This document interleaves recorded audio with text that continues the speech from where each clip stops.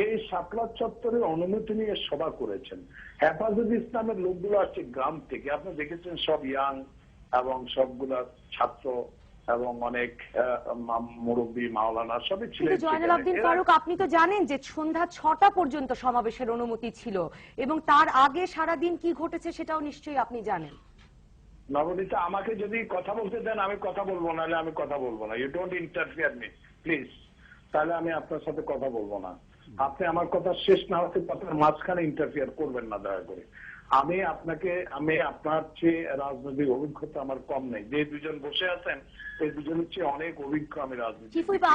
আপনার রাজনৈতিক অভিজ্ঞতা নিয়ে কোনো প্রশ্ন না, আমি জাস্ট জিজ্ঞেস করেছি যে 6টা পর্যন্ত যে সমাবেশ ছিল আপনি নিশ্চয়ই জানেন। আমি আপনার সাথে কথা বলতে রাজি না। আপনি যদি আমার সাথে ইন্টারফিয়ার করেন আমি কথা বলবো না। আপনি আমার কথার মাঝখানে ডোন্ট ইন্টারফিয়ার মি। আমার কথা হলো আপনি আমাকে দাওয়াত দিয়েছেন, অনুমতি দিয়েছেন, আপনি সেই দাওয়াতে এবং অনুমতিতে আমি সেখানে এসেছি, আমি সেখানে বসে গিয়েছি। আমাকে নিরস্ত্র মানুষকে গুলি করার অধিকারী সরকারকে দেওয়া হয়নি। আজকে যারা আসছে তাদেরকে বাধা দিয়েছে, তারা আওয়ামী লীগ অফিসের সামনে দিয়ে আসছে, সেখানে পিস্তল উঁচিয়ে গুলি করছে।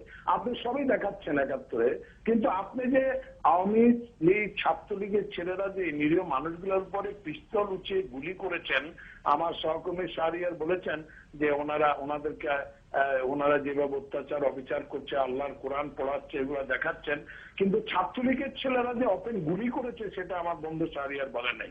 আর ইসলামিক ফাউন্ডেশনের ডিজি সাহেব তারা কেন ঢাকা আসলো? তারা ঢাকা আসছে একটি কারণে, আল্লাহ রসুলের বিরুদ্ধে শাহবাগ থেকে যারা ব্লগার তারা অনেক কটূক্তি করেছে, সেই কারণে আসছে। যদি আজকে শাহবাগে 3 মাস 4 মাস ধরে রাস্তা বন্ধ করে তারা আজকে এই সভা করতে পারে, তাহলে হেফাজত ইসলাম না 6টা পর্যন্ত অনুমতি পেয়েছে, 6টার পরে না আলো 2 ঘন্টায় থাকতো, 3 ঘন্টায় থাকতো, সকাল 6টা পর্যন্ত থাকতো।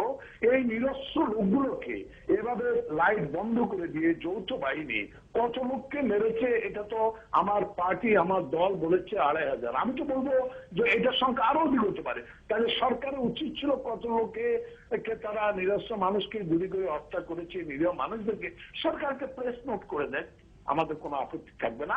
আমাদের ভুল হতে পারে, সেই ভুলটা তারা সংশোধন করে দেয়, এটা তো